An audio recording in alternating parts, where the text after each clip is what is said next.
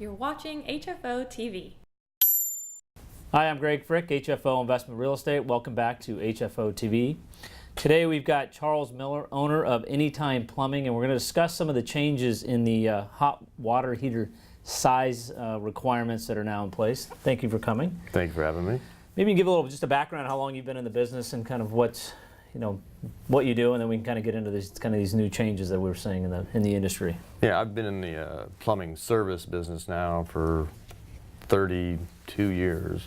This is I grew up in it, and this is what I've been doing in the Portland area. Okay. For 32 years. I've seen a lot of changes come and go, and this water heater one is one that's going to be a big one. Going to be a big one. Yes. And now this is not a local. This is a national change in the water heater requirement. Yeah, this is a national event. It's part of a 3-phase program that they implemented 2002-ish. Okay. And this is just the third phase of it.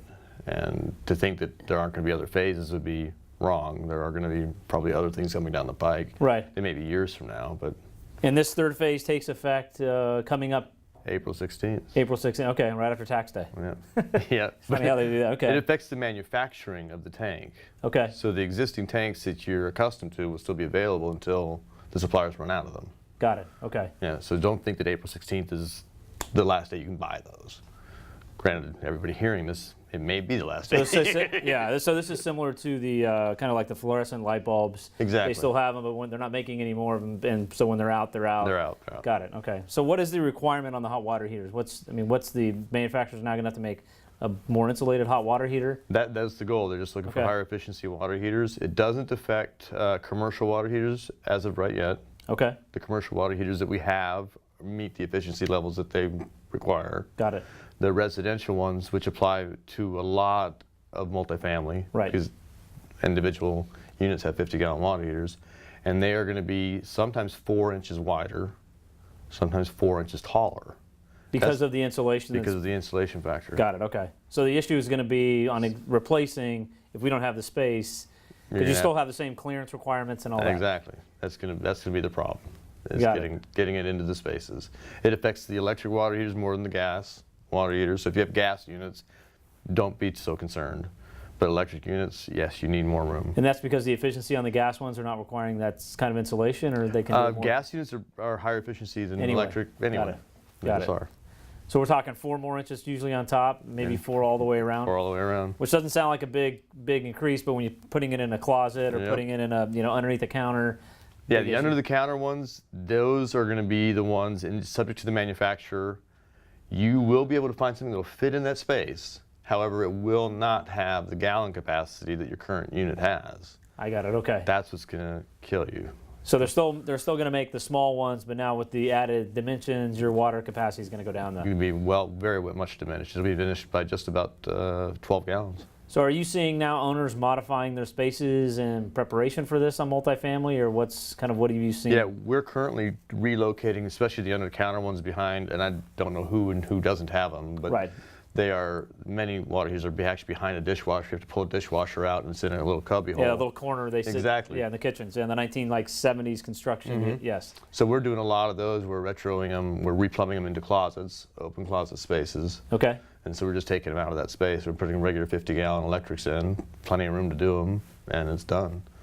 Interesting. And it'll allow for the new 50-gallon electrics too. To get in that, okay. And what are suppliers telling you in terms of anticipation of actually being out of these older ones and in with the newer ones? I mean, the 3 suppliers that I work with all kind of concur that about a month after the 16th, you're not going to be getting them anymore. Wow, okay. Yeah, it's going to go pretty quick. These water heaters, unfortunately, are not like fluorescent light bulbs. They don't make batches of millions of them. Right, it's kind of it's a lower inventory just from the space standpoint. Okay. Now, they're doing this for the reason of, save energy, more cost efficient. The water heater cost will go up too. The cost of quite a bit. Now, are you still going to recommend wrapping the water heater with the? No, because they come already insulated. Got it. They do make some of the newer models that will require a blanket. As the insulation? As the insulation, right. Yeah. But now the owner is not going to have a choice to have an uninsulated? No, there's no choice. Got it. It will be done. Wow, okay. And then the other thing I was going to talk about is the requirement of, we know we have to get a permit, but something we'll see in our transactional history is the permit needed for replacing a hot water heater. There's some vagueness as to who can do it, who's allowed to do it, and maybe you can shine a little light on that just for our owners. Yeah, in the state of Oregon, they require that you have a plumbing license and an LME, which is a limited electrical license, to do electric water heaters. And not all plumbers have that. Not all plumbers have that. Got it. Most plumbing contractors, if they've got their sign up on the door saying, hey, we're a plumbing contractor, we install water heaters, do have it. Okay. They wouldn't say they did. Okay. It's a simple thing to get. But they don't allow in the state of Oregon, they don't allow the maintenance staff to do that. Right. Homeowners can do their own. They still have to get a permit. Right. But maintenance staff, that's not. And a homeowner can only do it on their own home. But in a rental unit, you can't have your maintenance guy who's not a licensed plumber come in. Nope. Go to Home Depot, buy the new hot water heater, put it in, and hook it up. Exactly. Right. Okay. So you have to have a plumber do it. What we've offered to a lot of our management companies, our clients, is basically that, if their maintenance staff were to remove the old water heater, set the new water heater in place that you guys can buy through HD or whatever suppliers Right. you use, you get best discounts from. He set the new water heater in place with the earthquake straps there and with the new flexes there. We'll come by for a flat fee and pop them in. And do the hookup. And we'll do the hookup. We don't need to make the money on all the materials. That's not our goal. Right. Right. Yeah. Like I said, we've been in a lot of transactions, and the question's been, is it permitted? And I think a lot of owners have just assumed, hey, my maintenance guy's been doing it for years, replacing toilets, replacing water heaters. They do it in their sleep.